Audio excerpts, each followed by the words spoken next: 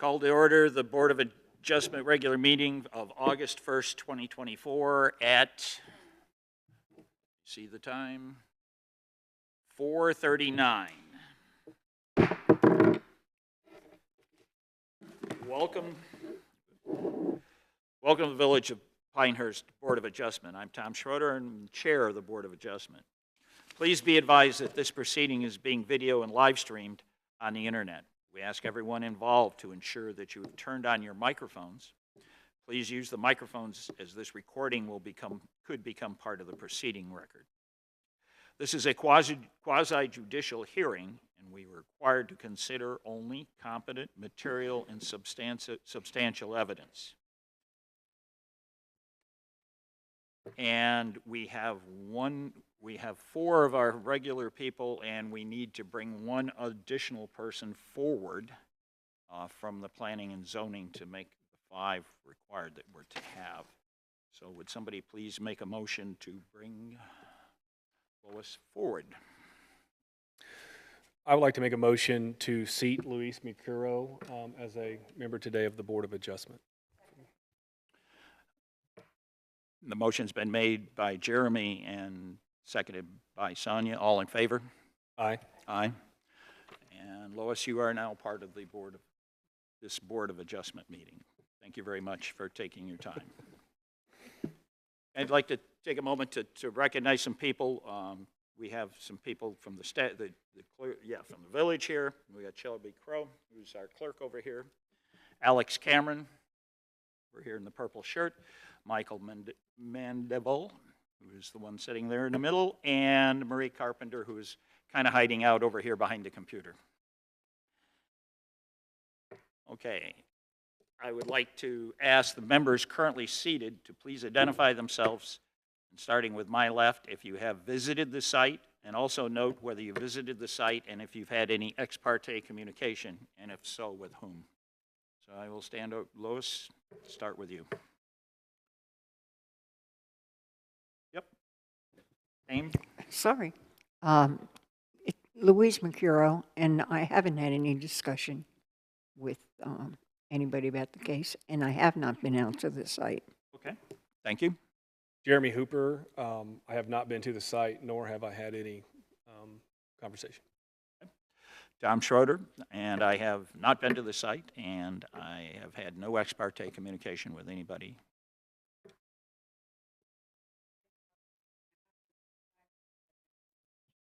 Okay. Paul Roberts, I have not been to the site, and I have had no communication. Okay, thank you. And then we need a motion to open the, let's approve the minutes before we get started any farther. Can I give somebody, has everybody seen the April 4th, 2024 minutes? Have they had opportunity to review them?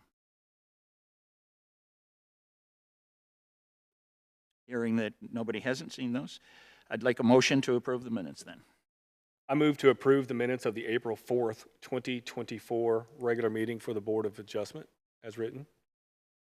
Second? Second. Okay.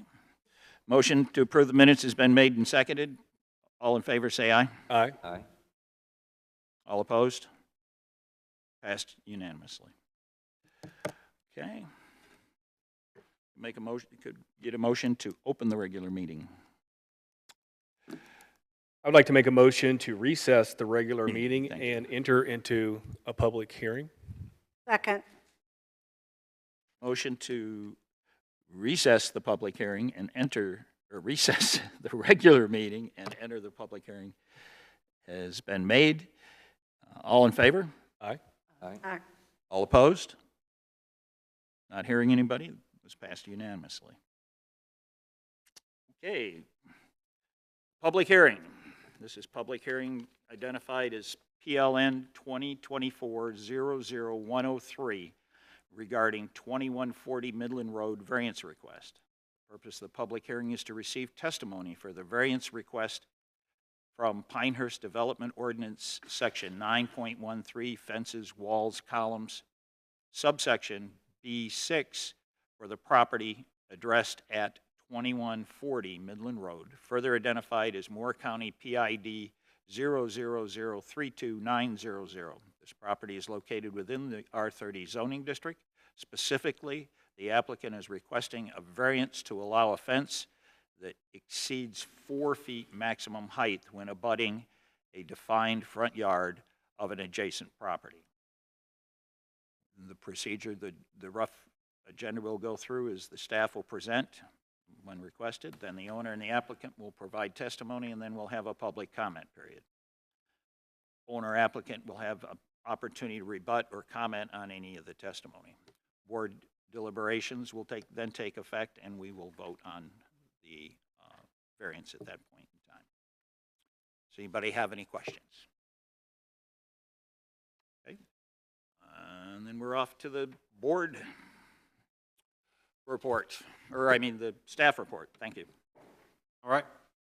Oh, wait a minute. I still need to Oh, yeah. swear in some Yep, people. yep. The staff members that I mentioned earlier, please raise your right hand.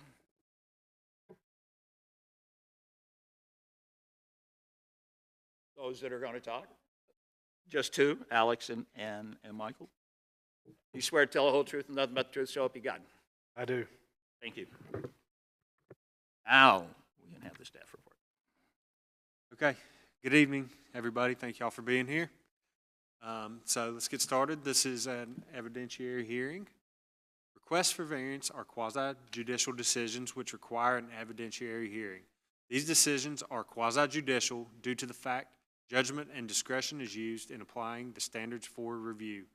The purpose of evidentiary hearings is to gather competent, relevant, and factual evidence on the application, not to solicit broad public opinion.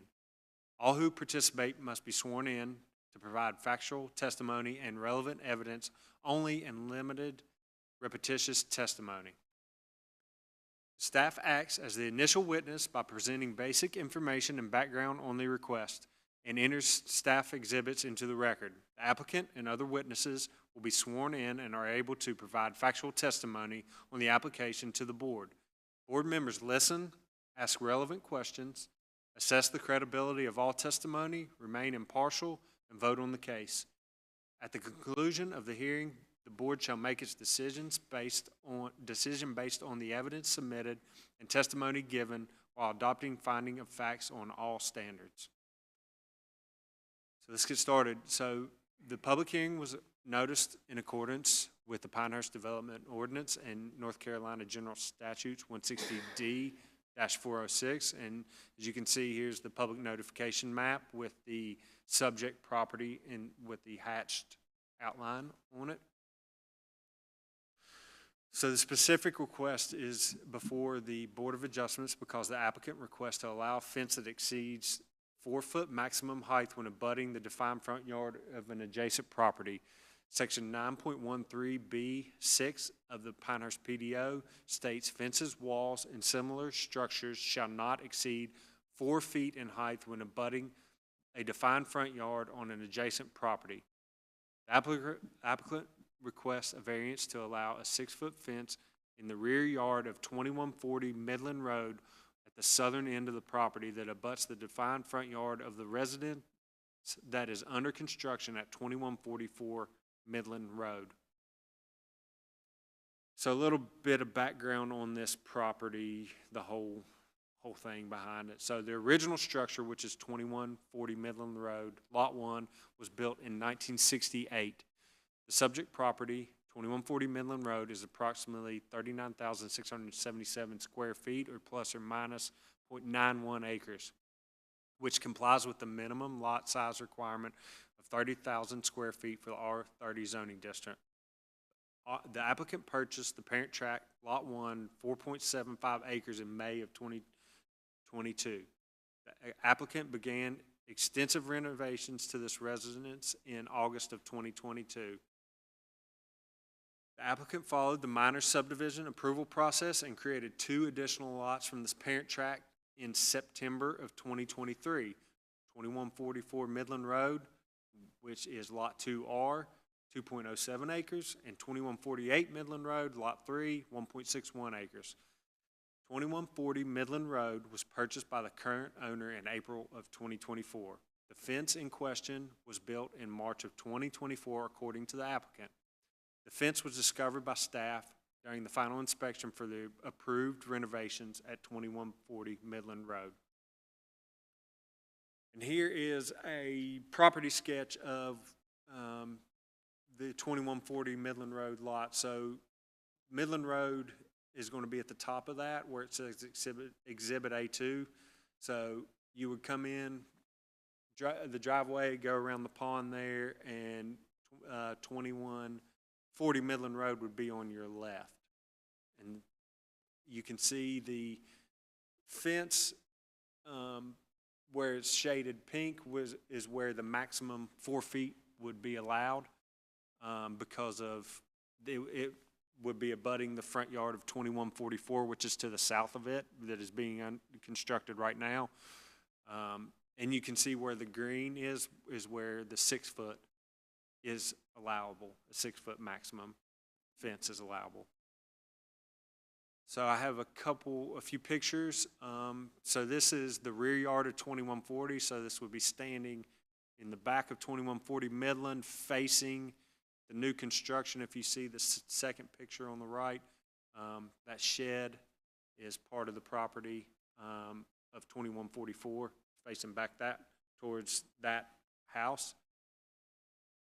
Here's an up close of the fence on the 2144 property facing towards, you see the roof line, that's the roof of 2140 Midland.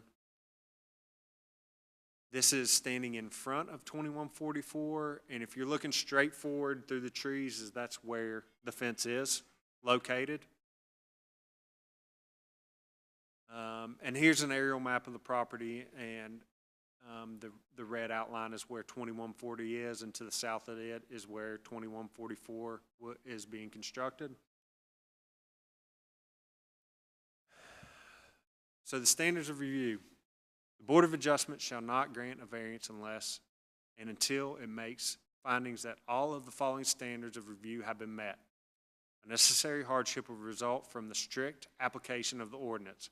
It shall not be necessary to demonstrate that in the absence of the variance, no reasonable use can be made of the property. Number 2, the hardship results from conditions that are peculiar to the property, such as location, size, or topography. Hardships resulting from personal circumstances, as well as hardships resulting from conditions that are common to the neighborhood or the general public, may not be the basis for granting a variance. Number 3, the hardship did not result from actions taken by the applicant or the property owner. The act of purchasing property with the knowledge that circumstances exist that may justify the granting of a variance shall not be regarded as a self-created hardship. And number 4, the requested variance is consistent with the spirit and purpose and intent of the ordinance, such as public safety is secured and substantial justice is achieved. Action by the Board of Adjustment. After conducting a public hearing, the Zoning Board of Adjustment may have the authority to subpoena witnesses and may request additional information, continue the public hearing on the requested variance, grant the requested variance, deny the requested variance, grant the requested variance with conditions. In granting any variance, the Board of Adjustment may attach appropriate conditions, provided that the conditions are reasonably related to the request. Any decision to grant or deny the request shall be accompanied by findings of facts stating the reasons why the request meets or does not meet each standard of review. Granting a variance request requires a concurring vote of 4 out of 5. Staff does not offer recommendations on variance requests, as decisions are to be based solely on the testimony and evidence presented at the quasi-judicial hearing. At this time, the staff would like to submit the following into the record: a staff report with attachments and exhibits, a presentation, and application and applicants, materials and exhibits. And there's also one more exhibit, if we can put that up there, that I would like to enter. And this is the homeowners at 2140 Midland's authorization to let the applicant speak for her, which didn't make it in the package, but we're going to enter it. It should be in a PDF opened already.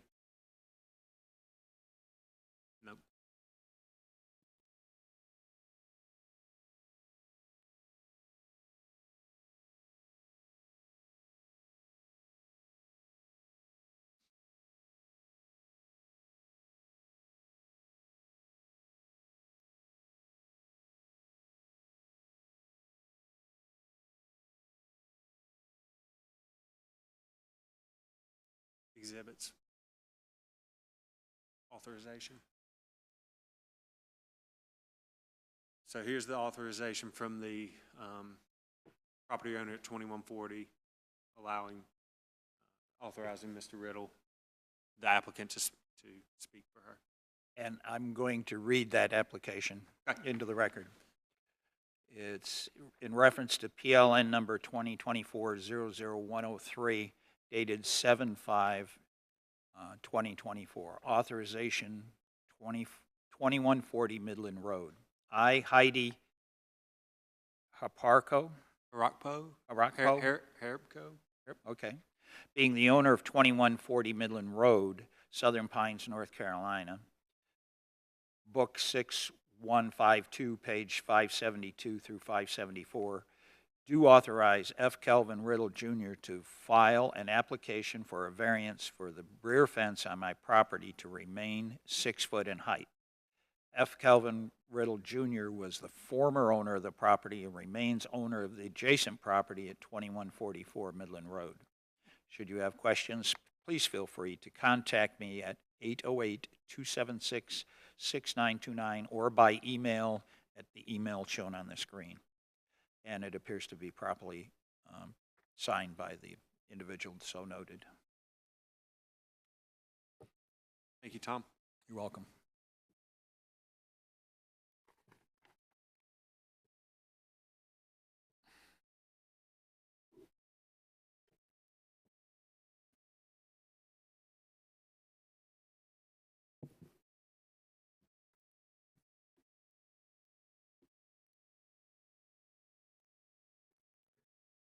And that's all I have, and I'm here to take any questions you may have.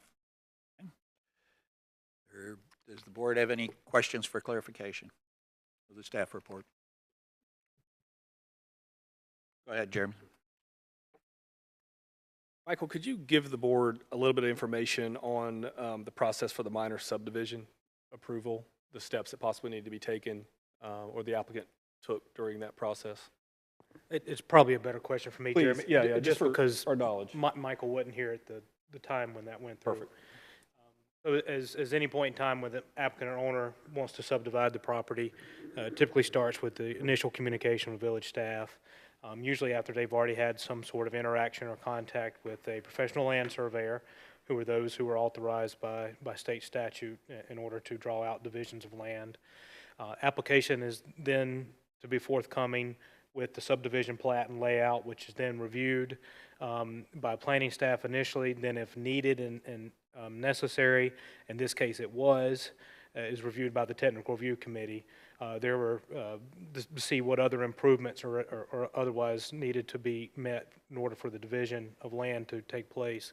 In this particular case, there were some improvements to some utilities that needed to be installed, and the location of a hydrant and/or, depending on how that was installed, or the location and the distance to the other lots, the Lot 2R and Lot 3 respectively on that subdivision plat, entered as a potential exhibit by staff, that the homes also be equipped with a NFPA 13 fire suppression system.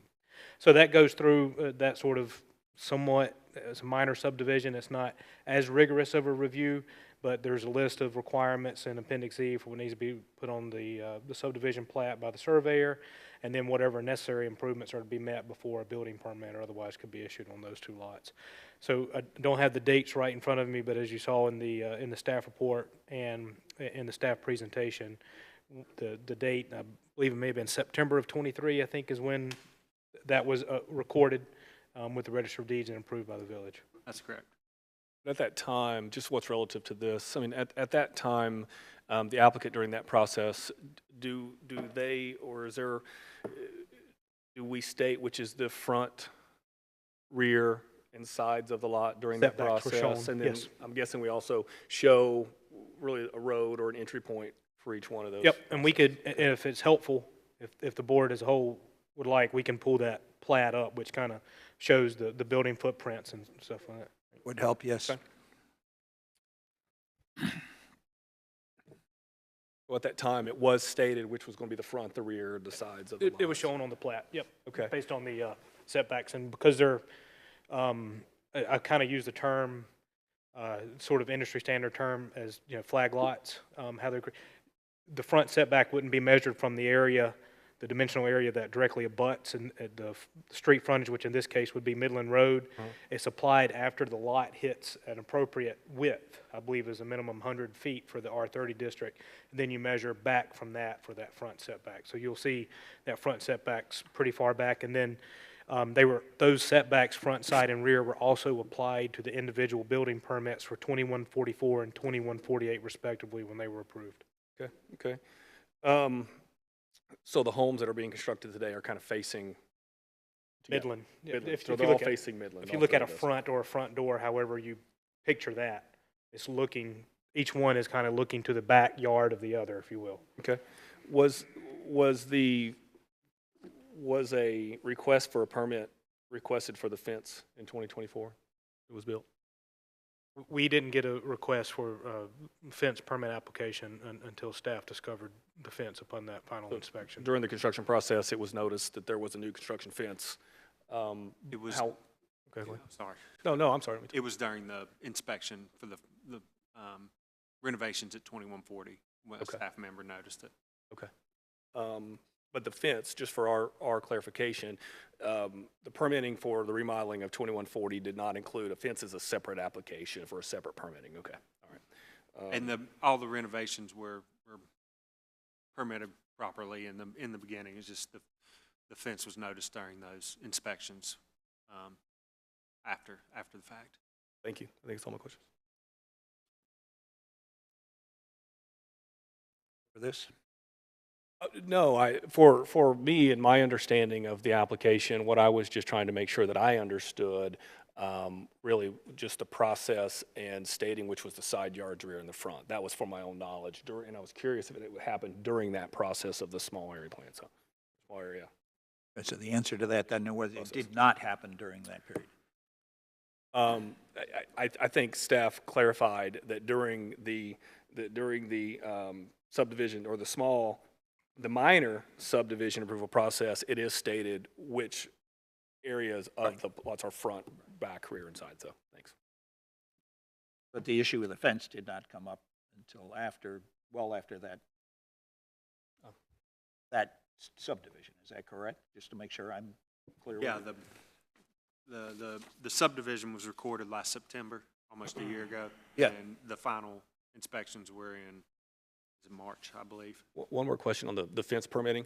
So whenever someone applies for a fence permit, during that application, and inside that application, is the ordinance provided as well as some illustrations on what can be built? They would do a review, Sure. the permit text, and if something, so if this fence would have been applied for prior to the inspection, we would have told them that the 6 foot would not be allowed to abut that front yard. So no, But as part of the application, if I'm saying correctly, that the ordinance is established as well as some of where a fence can be built when you apply for it. There's some language on the application, like what section of the PDO, but not necessarily every single standard is Sure. listed on that application. Okay. So a general property owner applying for a fence permit wouldn't, with going through that permit submittal, would not necessarily be aware of all the standards that may or may not apply to a property based on Okay. site situation, fence type, height, how it relates to this or that. But the staff review would Staff catch it, and review you would would have catch that that. sort of dialogue then that would ensue afterward. Thank you. Just a point of information for me. Does the PDO address flag lots? Oh.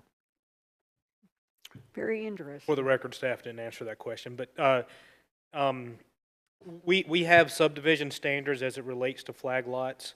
However, where we are amiss is a clear definition or some definition that gives staff the ability to interpret when to apply whether or not a property is or can be considered a flag lot or not. Okay. Anywhere in the PDO that states, any sort of setback length, then would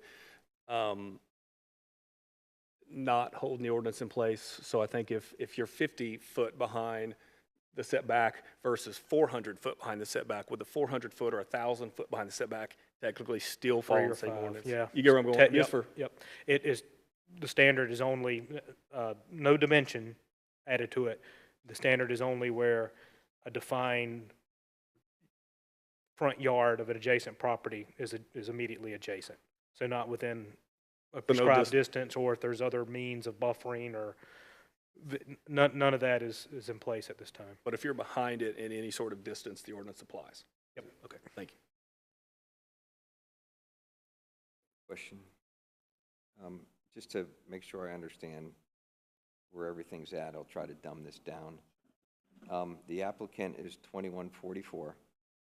Yes, Okay, they're asking for a height variance of a fence that is already physically there. correct? And the variance of the fence from 4 to 6 is because it's masking the front view, if you would, of 2140. That's the intent of the ordinance, yes. And 2140 has signed a document that we've seen, Tom's read, saying she's okay with the 6 feet. Right. Okay. Now, when we take our screening criteria, A through D, is there anywhere that we're supposed to take, the person who's being masked or screened by that height into any one of these statements? And not to be a trick question, I'm just trying to see where does that go into unnecessary hardship, hardship the property, and just trying to, And so then that's going to drive my decision. Sure, ultimately. and would understand that. Now, and again, maybe once the applicant has an opportunity to present any testimony they want to provide, it might help with the timeline staff try to put together, so you kind of understand the relationship between the lots and the owners and him being the applicant, et cetera. But so not necessarily, and Chair, feel free to exclude any of the information that I'm going to give, because it's more sort of advising the process than it is speaking to the merits of this particular case. But if you look at those hardships and you go back to one of those earlier slides that Michael presented, and I know that staff has presented to you guys when we talk about different types of decision, this is where there's that subjectivity and discretion, although limited being limited to those 4 standards that you referenced. It's going to be in your eyes, based on what evidence is given to you, of that evidence you think might apply to a particular standard. For instance, taking into account what the intent of that ordinance language is, I think this is probably what Jeremy was trying to paint a visual, if you will. There's no demarcation of a distance where this particular standard would or would not apply, because you kind of get to the intent is you talk about that front view shed, right? Well, if the person who's being potentially aggrieved by a taller fence doesn't have an issue with it, is there really an issue? Maybe that's something you take into account for one of those standards. Maybe it's not. Can I clarify something, or can I get some clarification on maybe Paul's question there, if you don't mind me jumping in real quick? So the application is for 2140 Midland Road, right? Not 2144 that I'm reading. Okay, so the fence is on that property. Correct. Okay, it's not on the 2144, so it is on the actual applicant's property, which case, and then there's a different homeowner than the applicant. Well, Mr. Or is Riddle there- is the applicant. Yes. He previously owned 2140. He's building a house at 2144. Okay. Ms. Harakpo is the owner of 2140 who bought the house from Mr. Riddle this spring. Okay. So that's the relationship there. Which is about the time the fence was discovered. Hold on. The project 2140 was I'm not sure which lot the fence is on now. Lot 1, 140. 2140. Sorry, Paul, I heard you say 2144 a second ago, so I was curious. 2140 is I thought I was Stand wrong. corrected. Sorry. I think to clarify a little bit too, but we're quasi judicial. You're being asked to deviate and to authorize that deviation, which it has to be based on the evidence that's presented to us. So we have to look at I'm both not sure parties. if we're asking that, but okay. Okay, Okay, now I'm confused. Was there a application for this fence, or was there not? There an was not. application? That we Okay. did receive an application after After we the fact, discovered the yes. fence, and that's when we did the The, review. the procedure was not followed to start with as far as a fence. application? After we discovered the fence was Right, so the structural. fence was up before the application. Correct. Okay, that was my question. Other questions of staff? Okay. Staff report is included in the record. And just so it's clear on the record, the other exhibits that Michael asked to have entered into the record as well, which would be those exhibits included in the packet that was sent out last week, and new exhibit, I believe it was A4, Yes. just so we, Exhibit As A4. presented, we've Yep, thank you. presented all of that tonight. So the packet that was presented tonight is entered into the record. Thank Is that you. correct? Yep. Thank you. Okay, Mr. Riddle.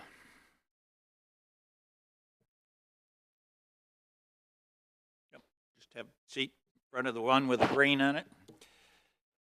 It's already turned on for you. Okay, sir, I need you to state your name. F. and- Calvin. Hold on, Whoop, I'll whoop. go through it a little bit more. Your name, your address, and your relationship to this proceeding, as you see it. My name is F. Calvin Riddle Jr. My address is 3380 Youngs Road, Southern Pines. I am building a house at 2144 Midland, personal residence. Okay. And First to get sworn in, if you please raise your right hand. You swear to tell the whole truth and nothing but the truth, so help you God. I do. Thank you. You've been Thank sworn you. in. Please tell us what it is you want us to know. Okay, I appreciate your time, and I thank you for that first and foremost. And You're very point welcome. of clarification on the fence and the application for permit for the fence, just to address that and kind of clear that up. My wife and I had purchased this entire tract, which is 4.56 acres, which was reflected in what staff showed you. And there was an existing house on there that we did a renovation to. Unfortunately, my wife passed in January of 2023, and I did not intentionally try to not permit a fence. I mean, I'm a builder. I've been building for way too many years. And I put the fence up in accordance with what I was going to do in the backyard of the house. And we called for our certificate of occupancy, our final inspection. And part of that inspection, as y'all most likely know, is an inspection by Kelly Brown, and she comes out and checks your landscaping, your plants, counts the number of plants you have, the size, et cetera. And she noticed the fence was there, and she called me about it. And I said, yeah, I mean, you know, of course, you know, I'm putting a fence between my house and the house I'm going to build. And so she said, well, you need to get a permit. And I said, okay, you're right. I'm sorry. I didn't even think about it. And I've put fences up on other projects in Pinehurst that I have developed and built, and I've always pulled a permit for those. I just didn't think about it. Since I owned it, I was separating my property from my property with a fence. I sold the property to Ms. Harapko, I think. I'm like you on that, Tom. Very nice young lady, and of course she moved in and closed, and the fence was there. And then we got notice that we had to take 2 feet off the fence. We'd have to cut 2 feet off the top of the fence. So that's got us to where we are here. And so I'm gonna take you on a brief walk through this property, if you will. For those that hadn't been there, this should be very helpful. And we'll discuss it in some detail. Which button I mash? That one? Okay, this I'm not going to I mean, this is just simply stating what we're dealing with, section 9.13, fences, wall, columns. Y'all are already aware of everything. Staff went over that very nicely. The intent of the provision is, in the PDO, is not to have a fence in the front view shed of a property. Exactly what they said. This is the site map of the property. And I think this will, basically this shows us after we've subdivided it into 3 different parcels. The yellow is the front parcel, which is 2140 Midland, and the fence was built on the back of 2140 Midland. And there's a dark line in the back between the yellow and the green, and you can, that fence is drawn in there, and the fence comes off the back corner of 2140, back corner of the house, comes to the back property line of 2140, congruent with 2144, and goes, I guess that would be east. And then the next property is 2144, and then the back property is 2148. On this, a couple of points that I'd like to make. When I bought this property, it was already zoned for 6 dwelling units and R30, and for that size property. And I elected, and my wife and I elected, we were just going to do 3 lots, one of which was going to be our personal home. But we did bore. I had bored underneath Midland Road, had contracted bore underneath Midland Road to get us water to the property. So we have Moore County Water coming to the property. It serves all 3 properties. We have sewer to the property, serves all 3 properties. We have underground Duke Power to the properties. I have Piedmont Natural Gas to the properties as well. This is the entrance off of Midland Road. Just minor improvement we've done there. Just in those are our 3 mailboxes indicative of 2140, 2144, and 2148 Midland Road. This is a summary of the variance request, the 4 items that you're going to have to deal with today that have met the criteria for those. I'm not going to read each one of those. They've already gone over those with you. Description of the unnecessary hardship is kind of the first item that's in your list that we have to qualify for, and what are we trying to do here? We're trying to provide a fence in the rear yard of 2140, 6-foot tall wood privacy fence. It affords both homes both privacy, both visual and as a noise barrier, also for pets and children, etc. It provides a privacy from a driveway. Before I get into that, and Michael covered this pretty well, but the fence that is standing in the driveway of 2140, looking at the fence, that gate that's open, that is one side of an 8-foot gate. So that's a 4-foot gate that I have open there. 2 things. One is that's part of the 20-foot easement that runs from Midland Road all the way back 780 feet to the back of the property, to the front of the back lot. And so we have that gate there if we need to have access or anything.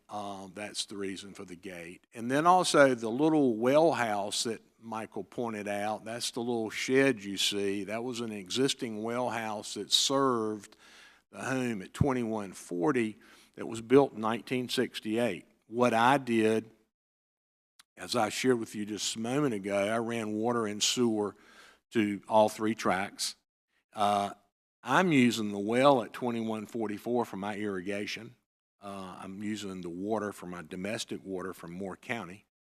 And I also ran a water line from the well house back down to the pond to put a float on the pond so that it can be at a aesthetic look, static water level, very similar to what they do on golf courses around here and other places. And that's coming from the well. And also had power run down there. And we also have irrigation out on the street on Midland Road where the mailboxes were. We put grass out there and flowers and other things to enhance that, and actually got that done before the U.S. Open. This is a view of the fence. You can just barely see the fence to your left. That's the driveway that's going back to 2144, 2148. And so that fence also provides privacy from the backyard of 2140 from the driveway serving 2144 and 48.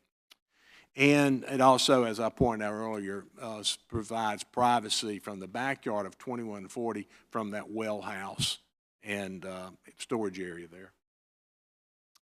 Hardships results from conditions peculiar to the property, and I'll address these pretty quickly. The property is very unique in that we're going to go back to the site map to look at that.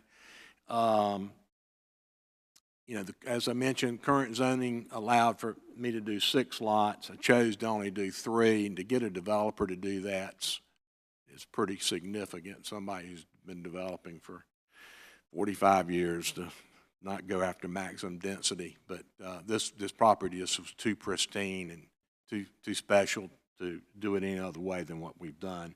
We do have a 0.9 acre lot in the front. We have a 2.07 acre lot in the middle and a 1.61 acre lot at the rear. The driveways meander through the woods and the natural vegetation that I left. That's when you turn off Midland Road, for those that didn't go out, when you turn off Midland Road, that is the driveway you encounter that takes you back to these 3 distinct properties. The 2 orange cones, I'll be filing a permit for. Columns will go there. They'll be 3 foot 6 inches in height. They'll be brick, nice entry columns at that location. But the driveway does meander back through the property. This is an internal driveway fork. What that simply means is, if you can see the number on the tree, 2140 Midland is straight back, and Michael made a point of that on the map. That's the left-hand side of that driveway goes back and serves only 2140. 2144 and 2148 Midland, you fork to the right and you go around the pond and it meanders back through the trees, natural vegetation that we kind of left as an intentional buffer. This is, you get to 2144 is another fork here. You go to the left to get to 2144 Midland, and that's the house you see under construction. And to the right, you see a vinyl fence that is the rear fence at 129 Williams Road. That's his rear 6-foot fence that abuts the property. And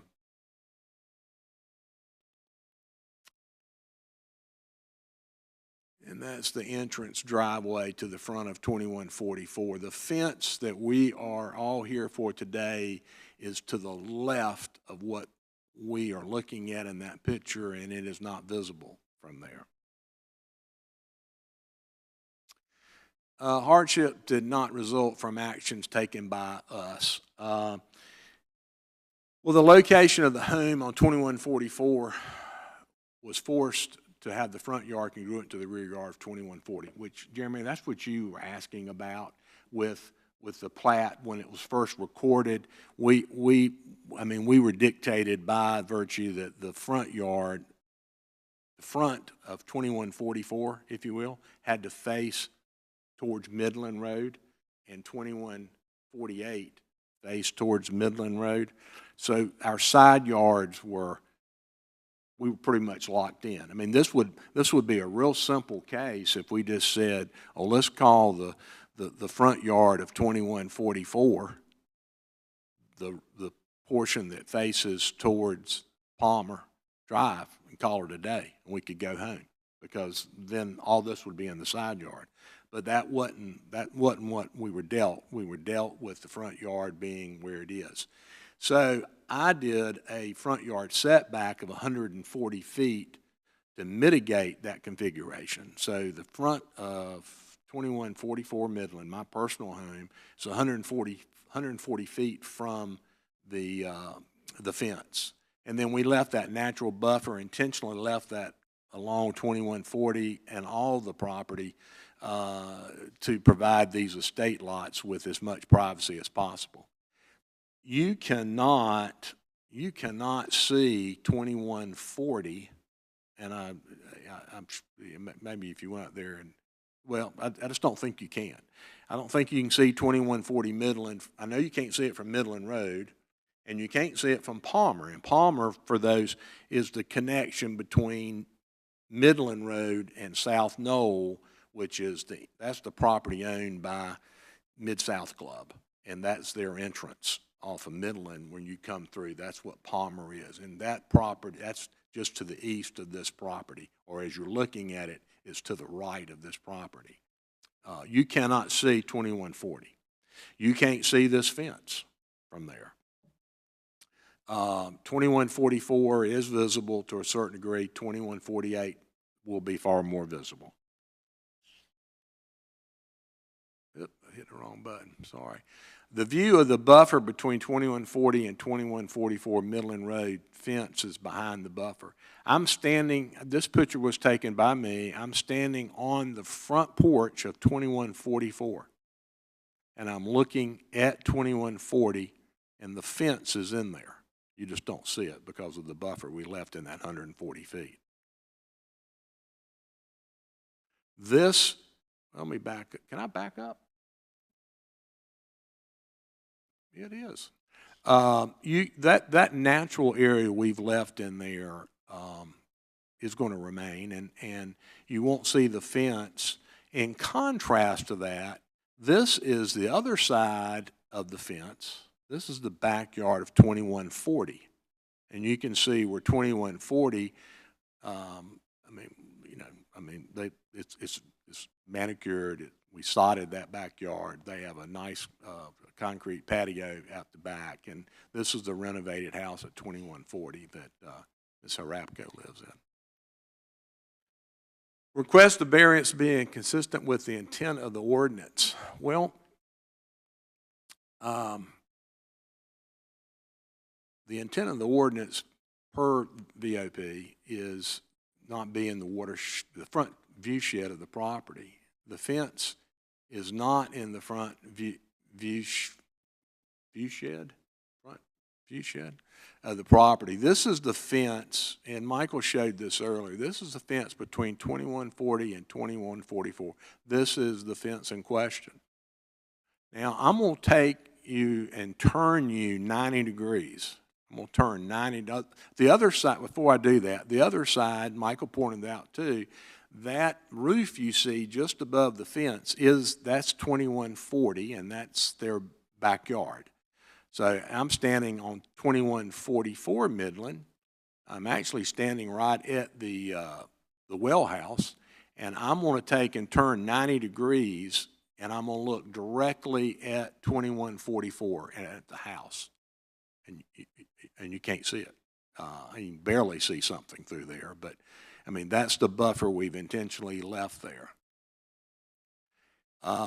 Again, this is the view towards the fence from the front porch of 2144. And I point this out for a very specific reason. This is the front yard of 2144, and I'm looking across my front yard at the back of 129 Williams Road at their 6-foot fence.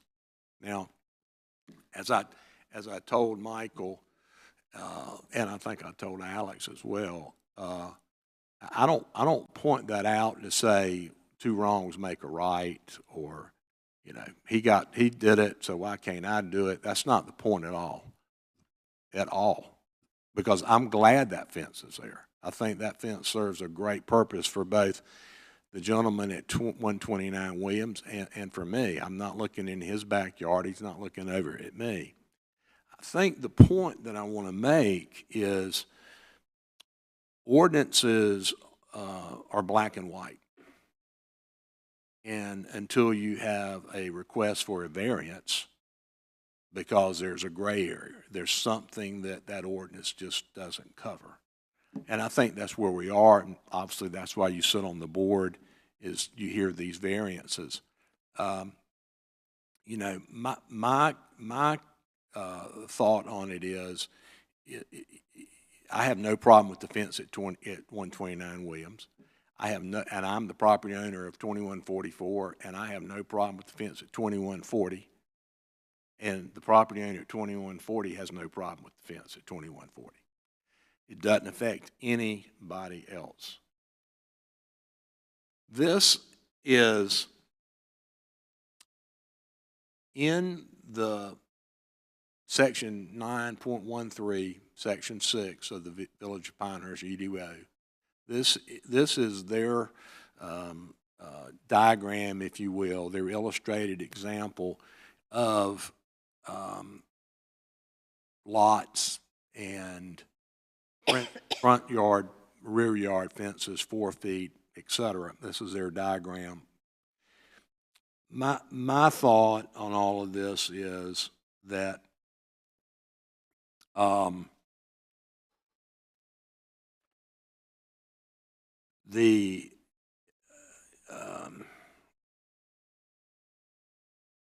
the intent of the ordinance is for neighborhoods just like this, where you have small lots or any lots, could be big lots in a neighborhood of multiple houses, and you wouldn't want a fence in the front yard. I wouldn't even want a 4-foot fence in the front yard, but it is allowable.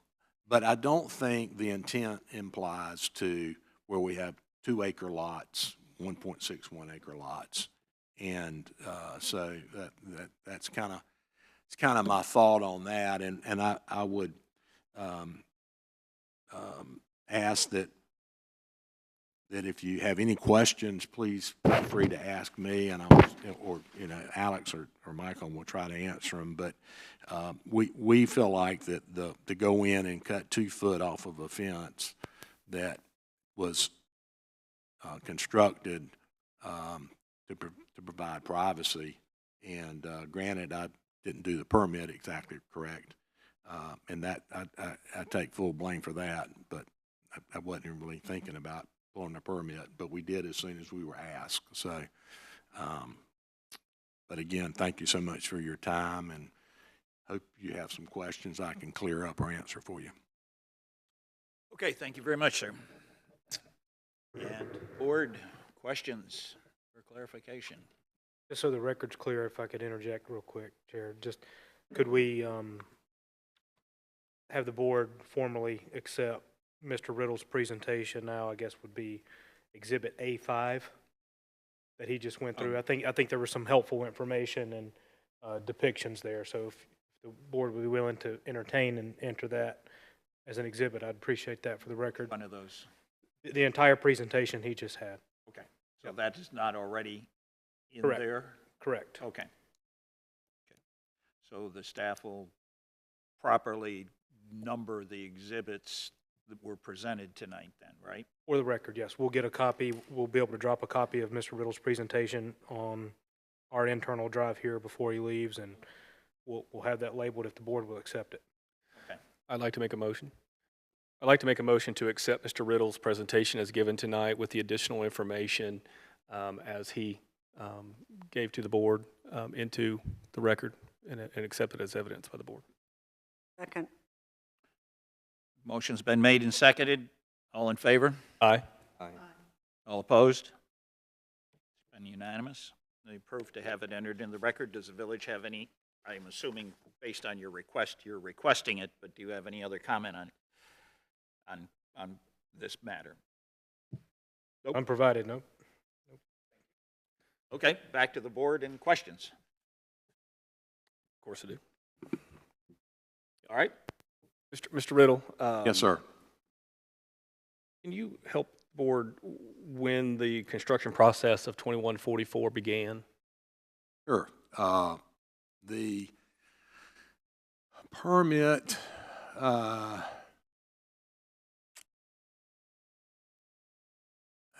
We pulled the permit sometime in 2023. I don't know the exact date. I will tell you that I went in there and we had some discussions, if you will, to get to permit stage, as Alex brought up, with fire hydrant and suppression systems and distance back and water and those type things. And we pulled the permit as soon as we could after that. I was trying to get the house built and finished before I lost my wife and to cancer. And so anyway, so I don't know exactly when we pulled that permit. If they could tell you exactly, it was sometime in 2023. And I went in and cleared the lot and got that going. And that is incorrect. That was in 2022. Thank you. It was 2022, we pulled the lot, pulled the permit, got the lot cleared, got things ready to go, and then they passed in January of 2023, January 17th, and then I didn't get back on it for a while, then I got back on it and tried to have it ready by December for Christmas for my family, so we'd be in a new house and not old. And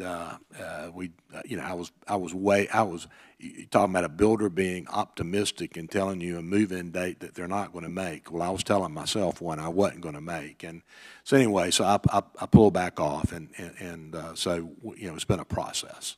So we're ready for drywall at this point. Just for our understanding from a timeline standpoint. So Yeah, and I don't know if, okay. with me staggering back and forth there, if I gave you a clear answer, but I think we actually started clearing the property in 2022, and we actually did not start putting footings and foundations in the ground until July, about a year ago, 2023. Okay. August of 22 is when Okay. the permit was issued.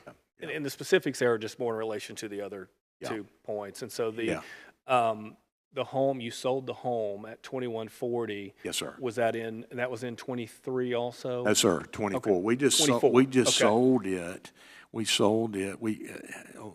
That was a house we were renovating. Okay. Again, that process got slowed down.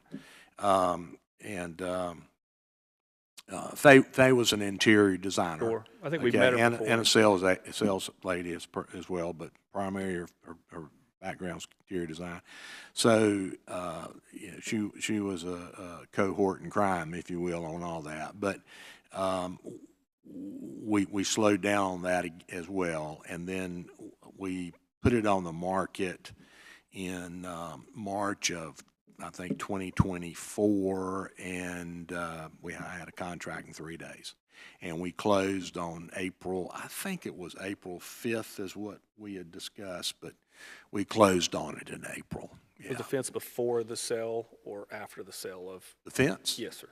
The fence was before. Before the sale, Yeah. so you sold with it. Okay, that was the timeline I was just The trying to make sure we fence was understood. something, the fence was something I'd always planned to do. In fact, I hate to, throw a bunch of worms in the can here, but, I'd also planned to put a fence up between 2144 and 2148. And so, that's going to be something we're going to discuss, how we do that. But, right now we're dealing with 2144 and 2140. Thank you. But I'd always intended to do the fence, yeah. Okay. Yeah. Okay, thank you for that timeline. Yeah, thank you. No, that was it. I wanted to get an idea of the timeline. Thanks. Other questions? I have one Yes, sir. quick one. Okay. Mentioned what, I believe it was a 140-foot buffer. Well, I wouldn't say call it a buffer. Okay. It's a 140-foot setback from the fence to the house. It's 140 feet. Which house? Michael's going to try to pull up the depiction there. Exhibit A2. The fence is at 2140, right? In the Right. rear of 2140. Right. From that property line of 2140 and 2144, my setback is 140 feet to the front of 2144.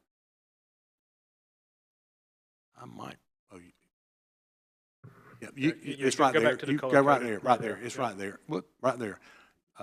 You can see where the property line at 2140 is, and that's the yellow highlighted property. And then the green is 2144, and there's a line drawn, Tom, from right, yeah, thank you, from there to the front of the house, and that's 140 feet. Okay. There down to the front of the Yeah. second house Now, back. Tom, what I'm gonna do, all 140 feet's not gonna be left as a natural vegetation buffer. I'll have some front yard, obviously, I have a driveway, but against the fence, all that area is very thick. I mean, I think the history of this property is also very significant. I mean, there is a ton of camellias, azaleas, hollies. This property was owned originally, and the house in 1968 was built by Dr. Fred Ebersol.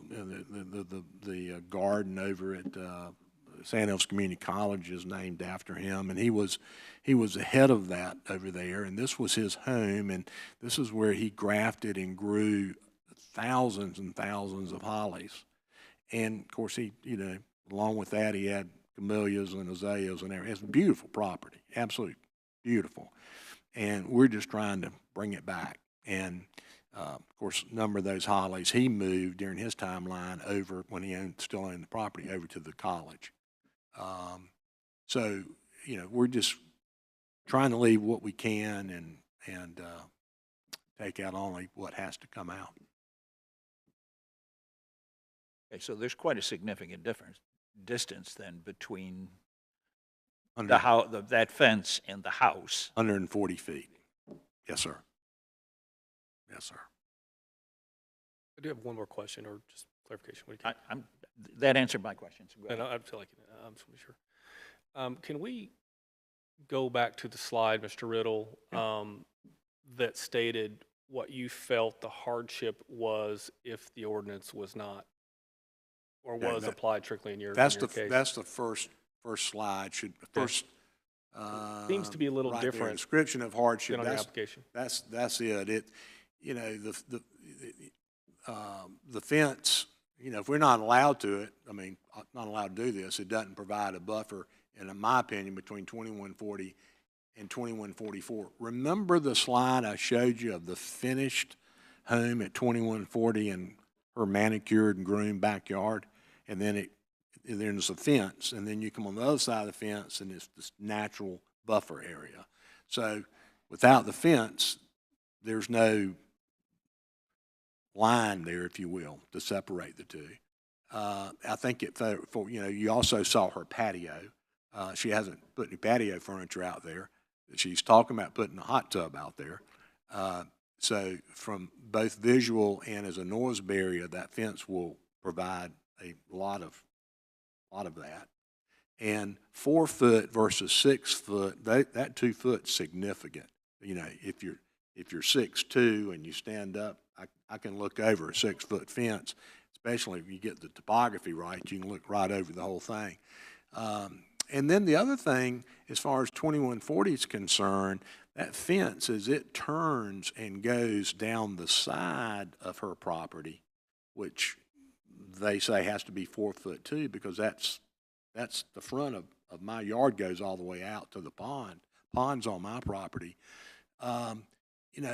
She doesn't have any protection, visual or whatnot, headlights or cars coming in on the driveway. Not that it's a heavy road, it's only serving 2 houses, but that also serves that purpose.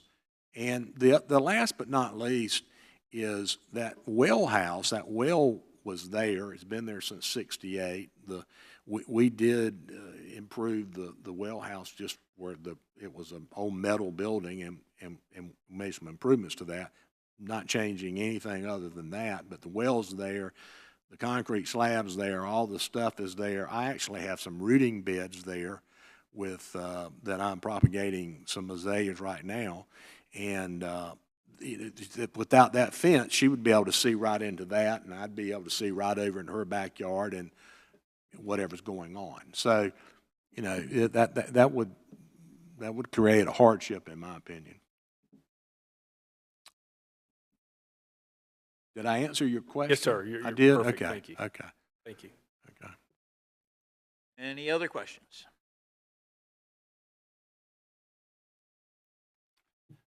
And unless the mayor or else from the public have any comments? Nope. Okay.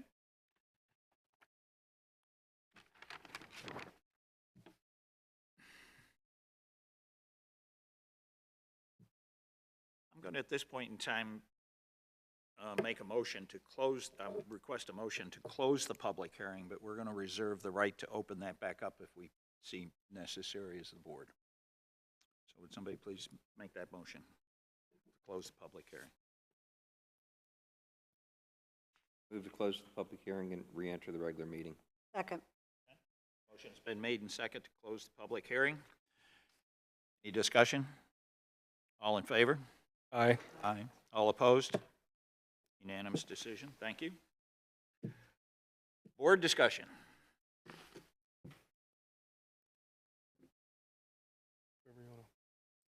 Don't monopolize. I don't like to speak first because you never know what you're going to say, right? I get yelled at later by Alex, but, I mean, I'll take our screening criteria, you know, one by one. But, you know, I don't, when you look at the unnecessary hardship, I said would not result from strict application. You know, if you put a 4-foot fence versus 6-foot fence, it's 2 feet. You know, I don't think it's obviously the people who live there, it's going to be significant for them, but it's, you know, the terrain, everything supports that.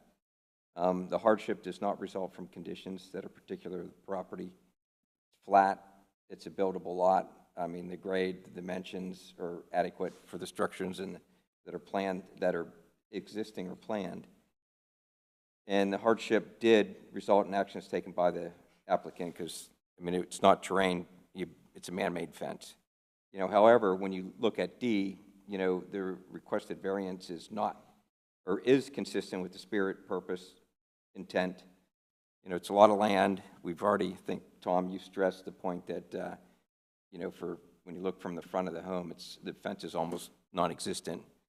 The more vegetation grows up. So overall, I look at it that, you know, my recommendation would be to approve the variance. I think it's got the 2 people that are most affected by it, you know, in concurrence with it. I just look at it as a rather insignificant, you know, decision here on that. Okay. I mean, it's not road front. It's not, although it's the front of the home. It's when you look at, you know, what was provided in the exhibits. You know, it's not sitting right in the guy's first or front yard. Okay. Asking for right now? Yeah, for me, it's kind of an awkward application. Because it really, in my mind, how specific do we want to apply the ordinance to the application? I think when we look at, you know, number one, the unnecessary hardship, you know, as described by the applicant, I mean, there's a lot, there's some of the verbiage, reference buffer, visual, noise, and to me, I think the application is correct at 2140 because I think there is a possible hardship on 2140, but for the current resident and owner of that property. And I think that's the part I'm trying to get over because on the application as well, we have Mr. Riddle, who is also the developer of the small neighborhood process. Yeah. So when we get to the point of, you know, well, let me cover B first. So the hardship from conditions that are peculiar to the property, I think it's peculiar to the property because there were 2 new construction lots built directly behind it. And I think that, again, the hardship goes to 2140. But then when we discuss the hardship, whether or not it was taken by actions of the applicant or the property owner, I think the The hard part for me to understand is we have the applicant, who was also the developer, who built the fence. It's hard for me to get over the cause of the hardship was due to the planning of, in the small development, and going through the process, and as well as missing the permit application. At the time, it could have been rectified then, and by not pulling a permit for the fence, we missed the opportunity for a staff review that would have then surfaced the ordinance position that we are in today. So with those two applications, those 2 points, I'm having a difficulty getting over that the applicant did not cause the actual hardship. I find it very much arguable that there's a hardship, and I do as well see that 140 feet, a lot of verification. I get where it doesn't hurt anything. It's just how specific that I think that we want to be as a board, and I think that's the difficult for me. So.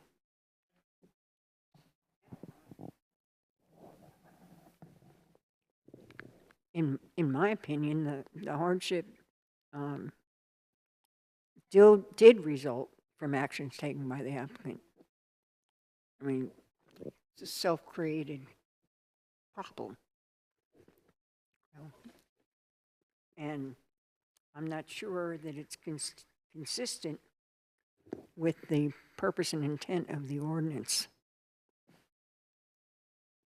I just don't.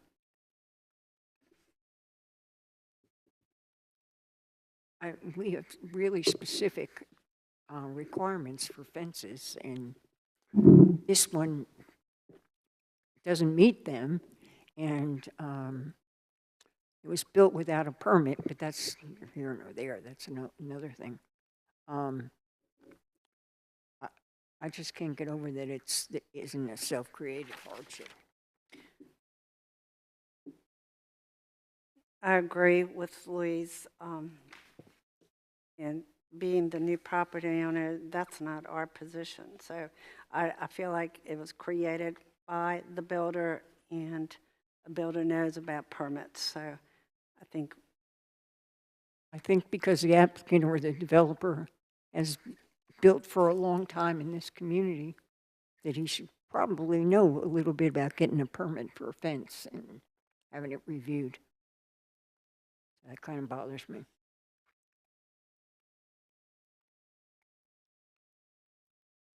Else? Anything else? No, not really. I mean, it's in the woods. You're busy doing other things.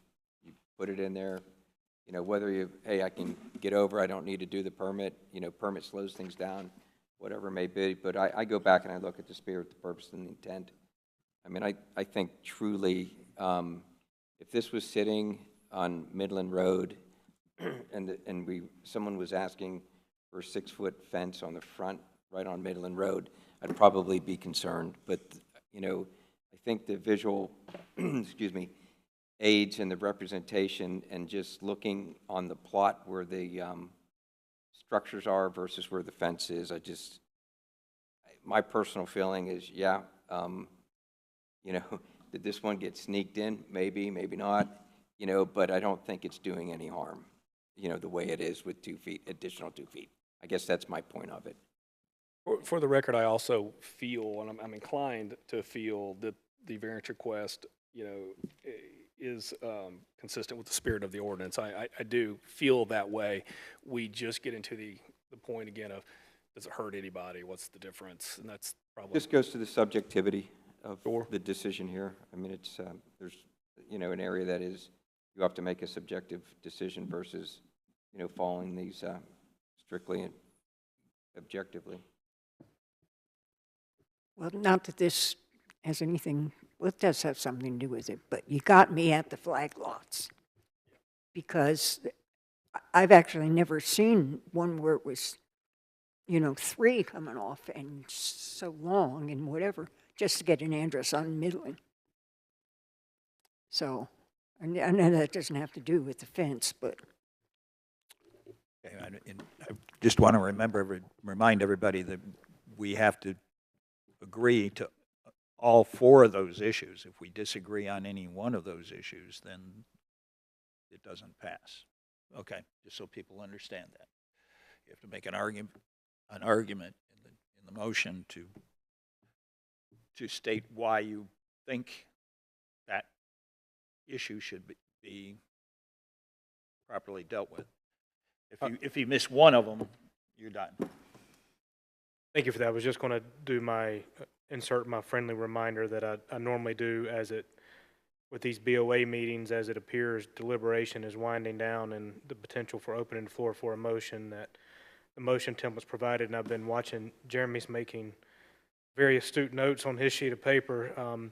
So when a motion is to be made, for the record, we do need to be clear to each one of those standards what that motion and what the finding is, and what it's based on by any evidence or testimony provided by the applicant and or staff.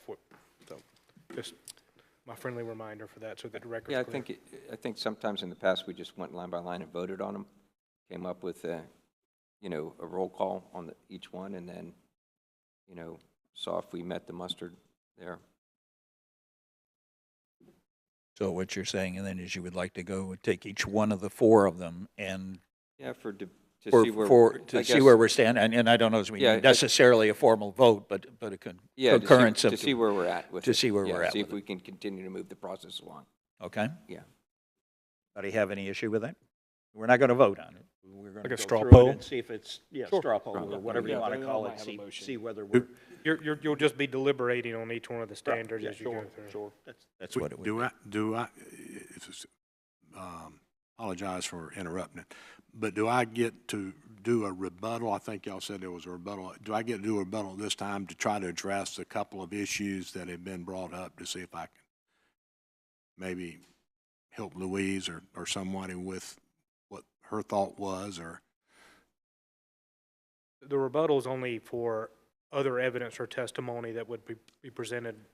The evidentiary portion of the Okay. hearing's closed, but again, I think if during the deliberation of these points, if there's an item, question, Reopen or the concern hearing that is again, raised. but unless we that- reopen the hearing again, then there's, the rebuttal would be if somebody in the public had come up and said something, provided testimony, then you would have an opportunity about Okay, that. okay.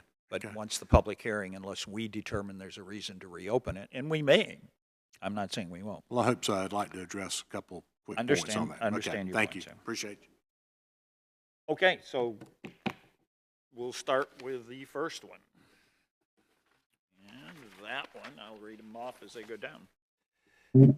Description of unnecessary hardship would result from the strict application of the ordinance. That's what the statement is. And how do people see that? I, Go ahead. my would be not result is where I would raise my hand for this one here. So So we should do that? that would be, I would say, not result from the strict application. Cut 2 feet off, you're within, the ordinance. So that's not really going to be that unnecessary hardship. So that would be my vote. I'd raise my hand for not result. Say it was not an unnecessary hardship.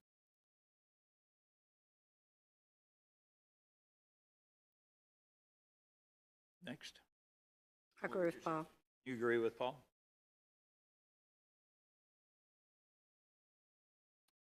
I believe it would not result in a hardship to the applicant.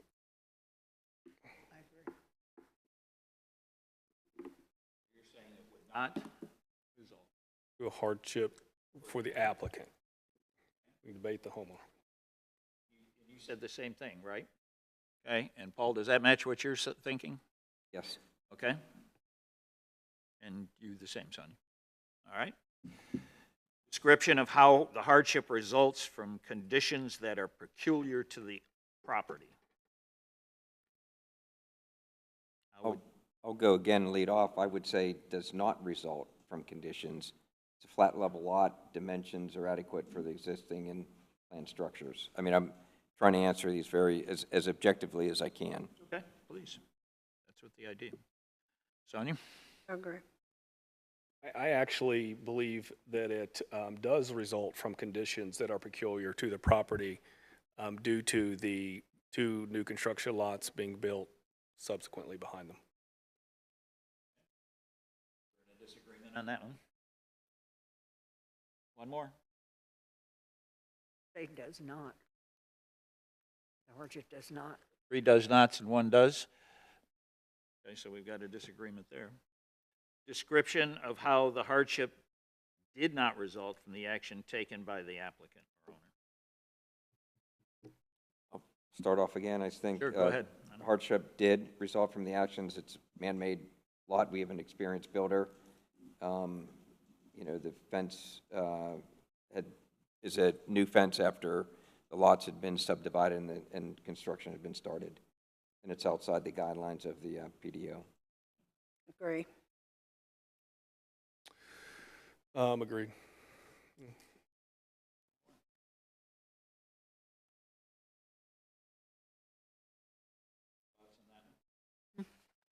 That one? Oh, not really.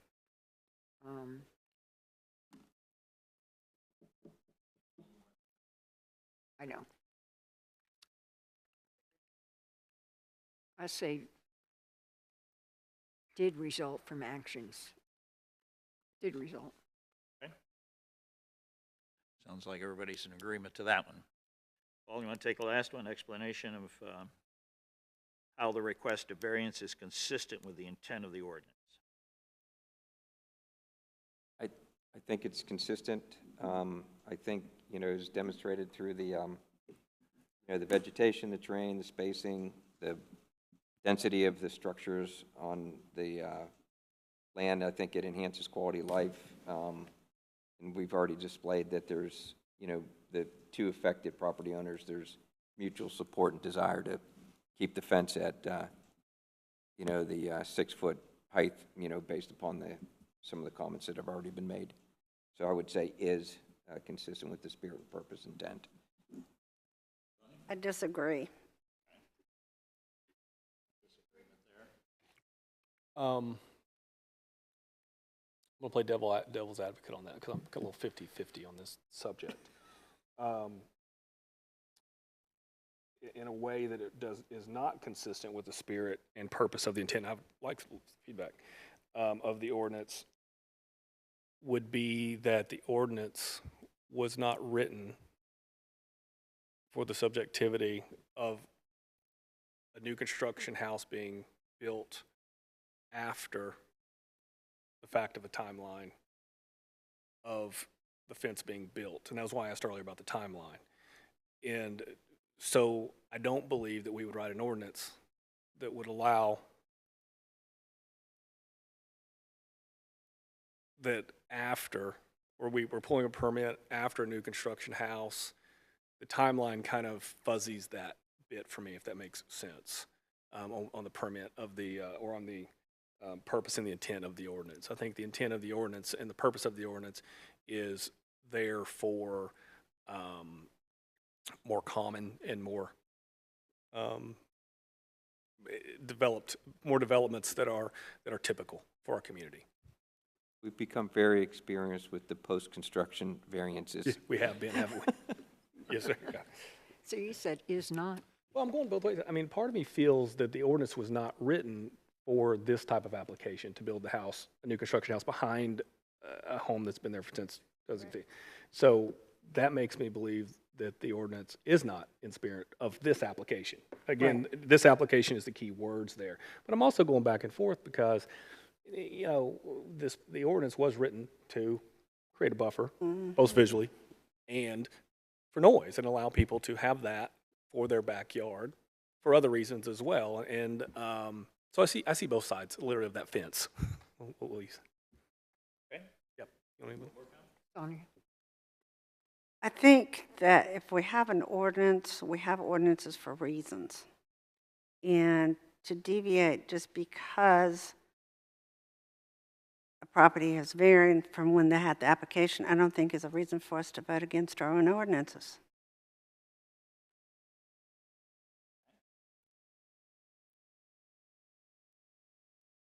I say it's not consistent. I think that, I mean, the problem lies in the subdivision itself. Hmm? I said the problem is a result of the subdivision itself and the way, the way it was platted or whatever. I think that's the bottom line of all of this.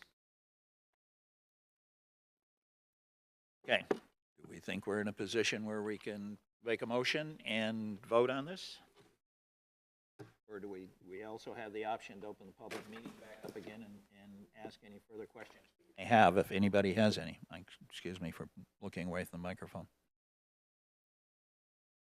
For D, what was the vote on that? Was it 3 is not and 1 is consistent? Is that accurate? That's what I understand. Okay.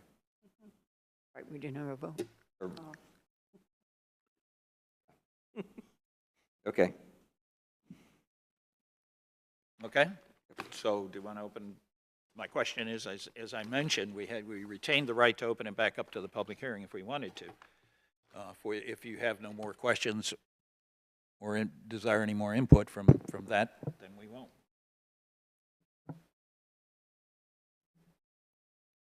Not hearing anybody ask for it, then we will not.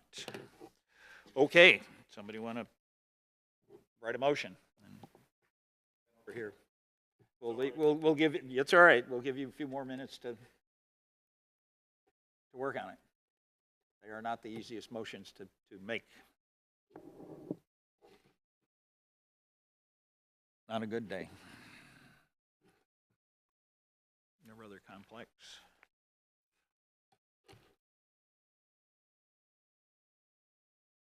So we could just request continuous? No, I have not heard anybody discuss a continuance at this point in time. I'm just saying that if we want additional information, we can reopen the public hearing tonight and get that information. If there's a discussion on continuance, I'll hear what you have to say, but I don't, at this point, see any. If we can come up with a motion, I don't think there's a necessity for continuance, unless somebody else sees something that I don't. Can we go ahead and do it? What was our, so D, again, it seemed to be that most board members felt that it was not consistent.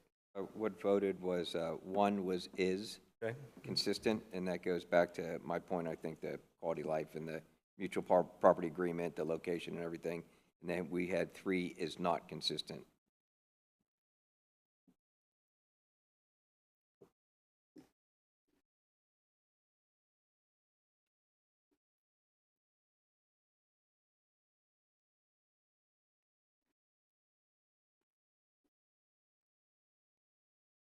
I can make this motion already. Sorry. Nervous. Anyway, I can just ask a question.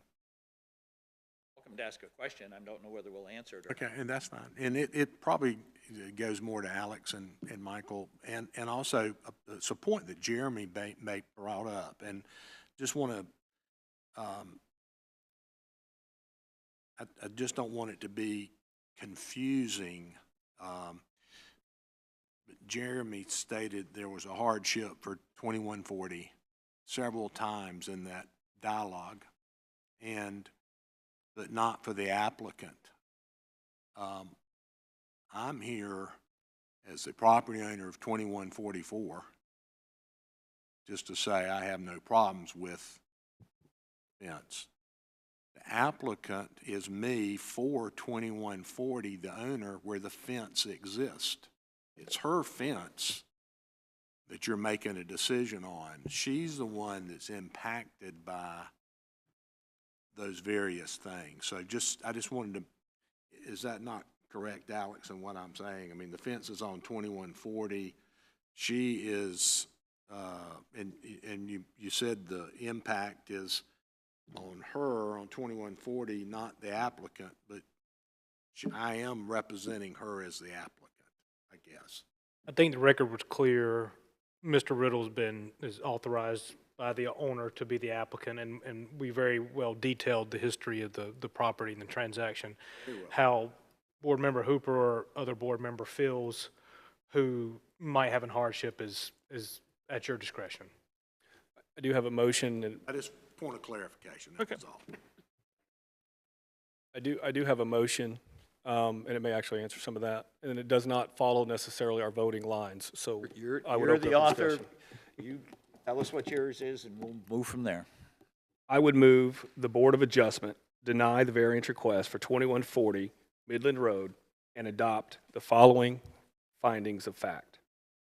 Unnecessary hardship would result from the strict application of the ordinance. As a property owner of 2140 would not enjoy similar visual and noise buffers of surrounding developments. The hardship does result from conditions that are peculiar to the property. 2 new construction lots are being developed, one behind another, directly behind 2140 Midland Road. The hardship did result from actions taken by the applicant or the property owner. Applicant was the developer of the 2 lots directly behind 2140 Midland Road, as well as did not follow proper permitting for the fence before construction. The requested variance is not consistent with the spirit, purpose, and intent of the ordinance, such that the public safety is secured and substantial justice is achieved, as the ordinance was not purposed to be applied in retrospect after fence construction and new construction of the lots began.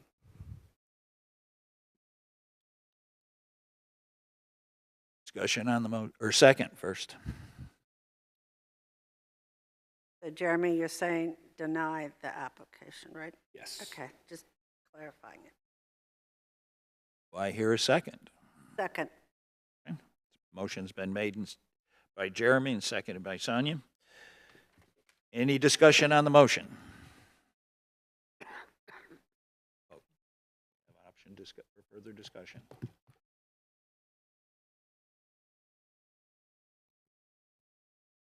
No further discussion, so we move to a vote. I'm going to ask, starting from my right, to please state your name and how you vote on the motion.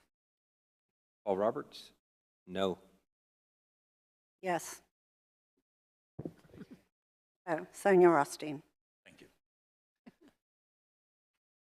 Go ahead, I'm going last. Yes. Louise Mercuro, yes. Jeremy Hooper was yes. Oh, it was a no, a yes, A yes. yes, and a yes. So we have 3 yeses to vote in favor of denying the variance. Is that correct? Due to the reasons stated, so that's also Reason something to stated, discuss, right, yes. Which it has to be, okay? And I vote yes. That's it to the motion. Anything else on this matter? Thank you very much, sir. Appreciate your time. Appreciate your time. Thank you. Very welcome. Okay, then on to, do we have any other business? Any other business?